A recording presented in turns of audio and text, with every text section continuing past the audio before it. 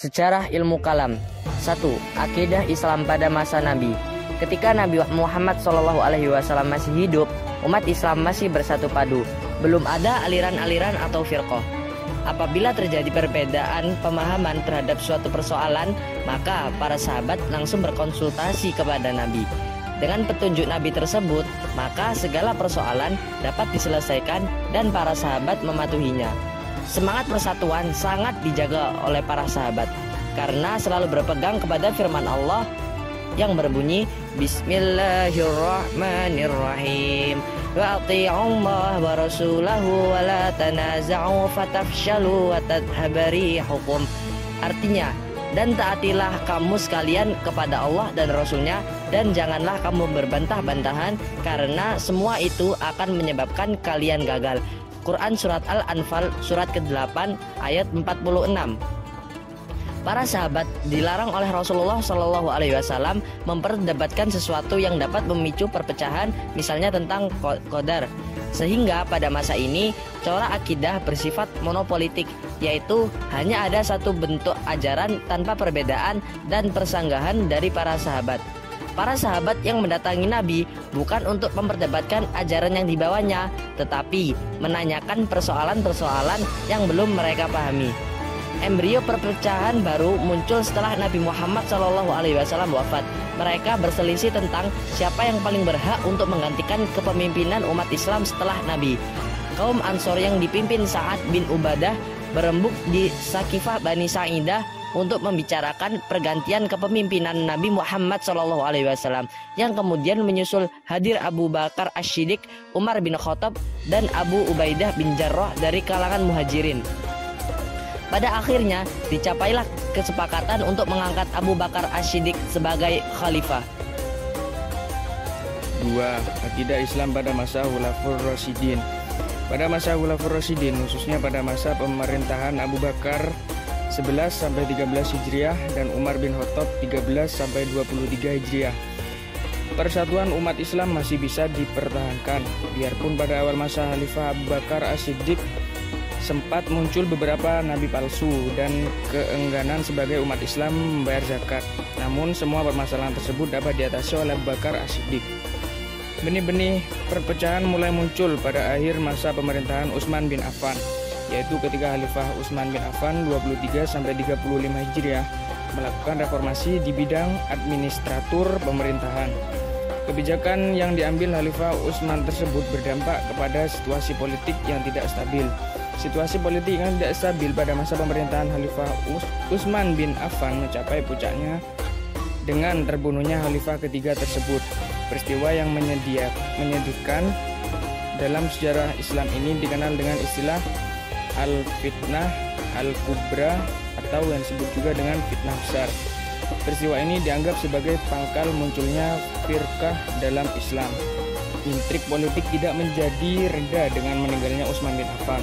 Bahkan pertikaian semakin membesar dengan terjadinya Perang Jamal atau pasukan Khalifah Ali bin Abi Thalib melawan pasukan Aisyah, dan Perang Siffin, pasukan Khalifah Ali bin Abi Thalib melawan pasukan Muawiyah bin Abi Sufyan.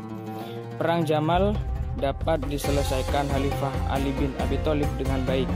Namun upaya damai yang dapat ditempuh untuk mengakhiri Perang Siffin melalui upaya perundingan atau tahkim justru membuat umat Islam terpecah menjadi beberapa golongan.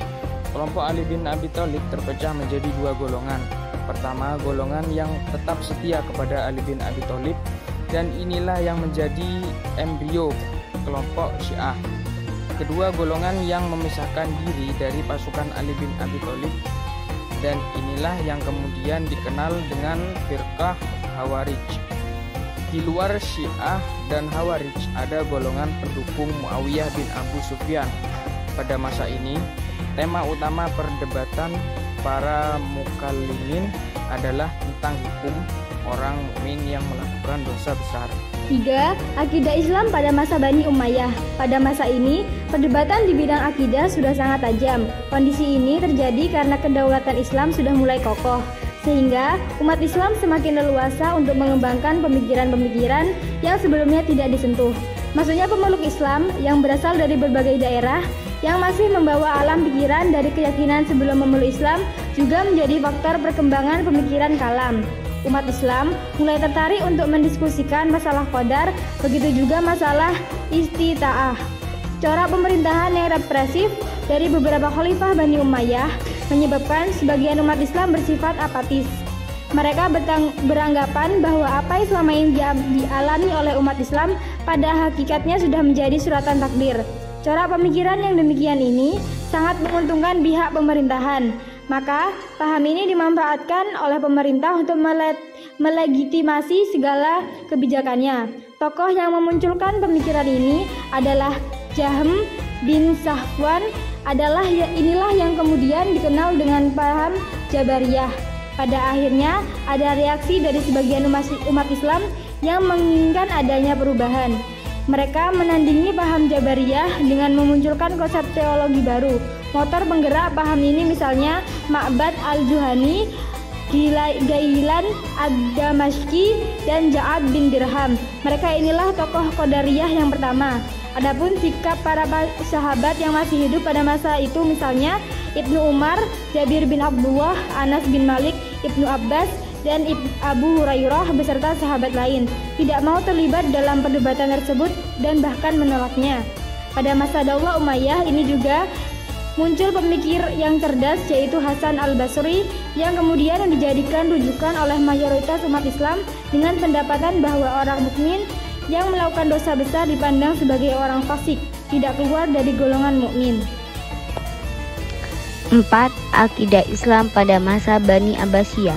Pada masa ini, hubungan antara bangsa Arab dengan bangsa Ajam mencapai puncaknya. Komunikasi yang intens ini melahirkan corak pemikiran yang baru di dunia Islam. Gerakan penerjemahan filsafat Yunani dan Persia gencar dilakukan, sehingga terjadi transfer ilmu pengetahuan yang berasal dari luar Islam. Corak pemikiran baru ini kemudian dikembangkan oleh para pemikir Islam dalam disiplin ilmu yang dikenal dengan ilmu kalam. Para mutakalimin mulai menulis karya pemikiran mereka dalam bentuk kitab-kitab yang sistematis. Misalnya, Abu Hanifah menulis kitab Al-Alim wa Al-Muta'alim dan kitab Al-Fiqh Al-Akbar karya Imam Asy-Syafi'i untuk mempertahankan akidah Ahlus Sunnah. Antusiasme para pemikir ilmu kalam semakin berkembang pesat pada masa pemerintahan Al-Ma'mun. Ilmu kalam menjadi disiplin ilmu yang mandiri yang memisahkan diri al-fiqh fi ilmi, ilmu hukum, yang sebelumnya masih termasuk dalam al-fiqh al-akbar. Pada masa pemerintahan Al-Ma'mun, Al-Mutasim, dan Al-Wasit, aliran Mu'tazilah dijadikan sebagai paham resmi kekhalifahan Bani Abbasiyah, sehingga para ulama yang berpengaruh diuji akidahnya yang dalam sejarah dikenal dengan minnah. Para ulama yang tidak sepaham dengan Mu'tazilah dalam hal kemakhlukan Al-Quran maka akan dijatuhi hukuman, bahkan dijebloskan ke dalam penjara. Tindakan Al-Ma'mun yang menggunakan tangan besi tersebut berdampak kepada hilangnya simpatik umat Islam terhadap Mu'tazilah dan pada akhirnya dijauhi oleh masyarakatnya. Dan bersamaan itu muncul tokoh Abu Mansur Al-Maturidi yang mempunyai corak pemikiran yang sama dengan Abu Hasan Al-Asy'ari. Paham akidah yang dikembangkan oleh Abu Hasan Al-Asy'ari dan Abu Mansur Al-Maturidi dapat tersebar luas ke berbagai daerah karena corak pemikiran yang wasatiyah dan dikembangkan oleh murid-muridnya. Di antara ulama yang mengembangkan pemikiran Abu Hasan Al-Asy'ari adalah Abu Bakar Al-Bakilani, Abu Ishaq Al-Isfarigini, Imamul Haramain Al-Juwaini, dan Al-Ghazali. 5. Akidah Islam sesudah Bani Abbasiyah. Pada masa ini, paham Asy'ariyah dan Maturidiyah mengalami perkembangan yang sangat pesat sehingga menjadi paham mayoritas umat Islam. corak pemikiran yang wasatiyah yang mudah dipahami dan mampu mengkolaborasikan antara dalil nakli atau nas dan pendekatan akal atau filsafat, menjadikan aliran Asy'ariyah dan Maturidiyah menjadi aliran yang banyak diikuti oleh umat Islam. Aliran ini kemudian dikenal dengan sebutan Ahlus Sunnah wal Jamaah dan menjadi paham mayoritas umat Islam. Pada permulaan abad ke-8 Hijriah, muncul Taqiyuddin Ibnu Taimiyah di Damaskus yang berusaha membongkar beberapa pemikiran Asy'ariyah yang dianggapnya tidak murni bersumber dari Al-Quran dan Al-Hadis. Pemikiran Ibnu Taimiyah ini kemudian dikenal dengan gerakan Salafi. Pada perkembangan selanjutnya, muncul pemikir-pemikir Islam seperti Ibnul Qayyim Al-Jauziyah, Jamaluddin Al-Afghani, Rashid Ridho, Muhammad Abduh, dan Muhammad bin Abdul Wahab. Peristiwa Tahkim. Ali bin Abi Thalib menerima estafet kepemimpinan dalam situasi yang sulit. Peristiwa pembunuhan Utsman bin Affan menjadi beban yang sangat berat untuk diselesaikan. Muawiyah yang merasa representasi keluarga Utsman bin Affan mengajukan tuntutan agar Ali bin Abi Thalib memprioritaskan pengusutan pembunuhan Utsman bin Affan. Sebenarnya Ali bin Abi Thalib sudah bersungguh-sungguh berupaya membongkar kasus pembunuhan Utsman tersebut, tetapi belum berhasil. Muawiyah bin Abi Sufyan tidak mau baiat kepada Ali bin Abi Thalib dan secara terang-terangan menolak kekhalifahannya. Muawiyah bin Abi Sufyan yang saat itu menjadi gubernur di Syam menyusun kekuatan untuk melawan kekhalifahan Ali bin Abi Thalib. Pada akhirnya bertempurlah dua kekuatan pasukan di Siffin pada bulan Safar 37 Hijriah atau 657 Masehi. Dalam pertempuran di Siffin, pasukan Ali bin Abi Thalib hampir mencapai kemenangan. Amr bin As dari pihak Muawiyah yang mengamati pasukannya semakin terpojok dan menuju kepada kekalahan, maka mengajukan usul supaya diadakannya perundingan. Usulan tersebut pada awalnya diragukan ketulusannya oleh Ali bin Abi Thalib. Namun pada akhirnya Ali bin Abi Thalib menerima ajakan damai tersebut setelah didesak oleh sebagian pasukannya. Daumatul Jandal adalah lokasi yang disepakati untuk dijadikan tempat perundingan. Peristiwa perundingan antara pihak Ali bin Abi Thalib dan pihak Muawiyah inilah kemudian dikenal dengan sebutan tahkim atau arbitrase. Masing-masing delegasi berjumlah 400 orang, sebagian riwayat mengatakan 100 orang.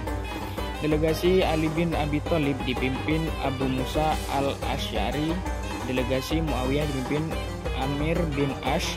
Dalam dialog antara delegasi Ali bin Abi Thalib dengan delegasi Muawiyah, dicapailah suatu kesepakatan bahwa untuk meredakan pertikaian maka Ali bin Abi Thalib dan Muawiyah harus diturunkan dari jabatannya. Amir bin Ash meminta kepada Abu Musa al-Asy'ari untuk menyampaikan hasil kesepakatan lebih dulu baru kemudian dirinya. Alasan yang disampaikan oleh Amir bin Ash adalah untuk menghormati Abu Musa al-Asy'ari karena lebih dulu masuk Islam dan usianya pun lebih tua.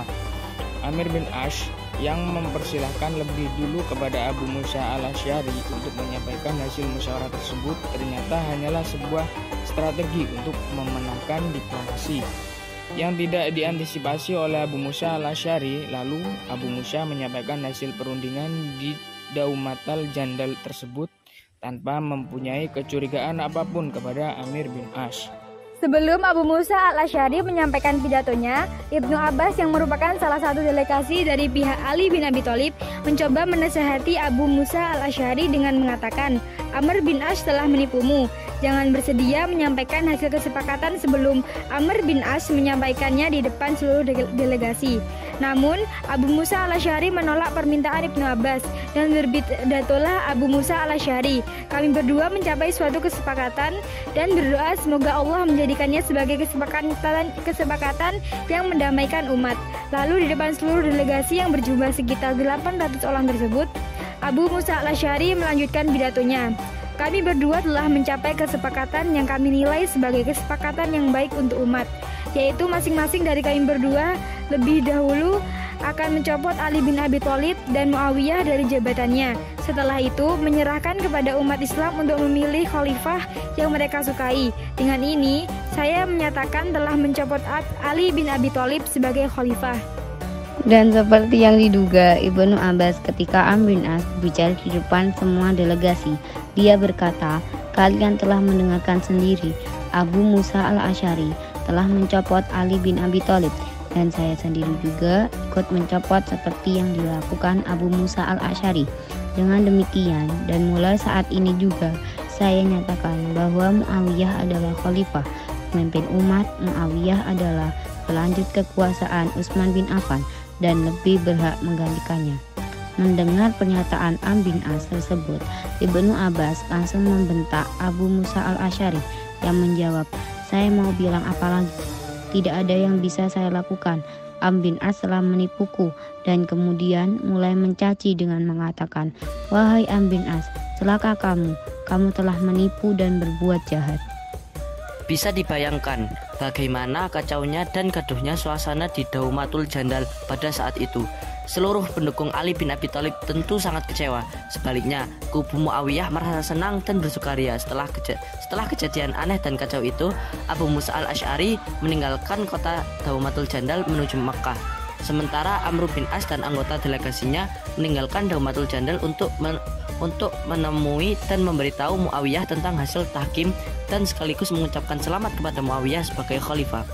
Dan inilah awal kekuasaan dinasti Umayyah di Damaskus.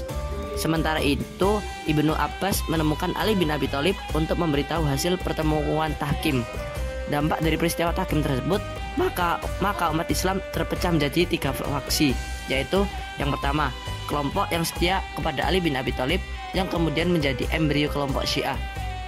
Yang kedua, pecahan kelompok Ali bin Abi Thalib yang kemudian dikenal dengan sebutan Khawarij, dan yang ketiga, kelompok yang mendukung Muawiyah bin Abi Sufyan. Pada awalnya, aliran Khawarij hanya memperdebatkan persoalan politik, namun kemudian menjalar ke persoalan teologi atau akidah. Misalnya, sikap mereka terhadap Utsman, Ali bin Abi Thalib, dan Muawiyah yang dinilainya sebagai kafir karena dianggap mencampur adukan antara yang benar atau hak dengan yang palsu atau batil. Karena itu mereka merencanakan untuk membunuh Ali bin Abi Thalib, Muawiyah bin Abi Sufyan, dan Amr bin As. Rencana pembunuhan tersebut dirancang dengan matang. Ibnu Muljam ditugaskan untuk membunuh Ali bin Abi Thalib di Kufah. Hajjaj bin Abdullah ditugaskan untuk membunuh Muawiyah di Damaskus. Amr bin Bakar ditugaskan untuk membunuh Amr bin As di Mesir. Namun pada akhirnya yang berhasil dibunuh hanyalah Ali bin Abi Thalib. Sedangkan Muawiyah hanya mengalami luka-luka dan Amr bin As selamat sepenuhnya karena tidak ke masjid dan hanya berhasil membunuh Kharijah yang dikira Amr bin As karena kemiripan rupanya.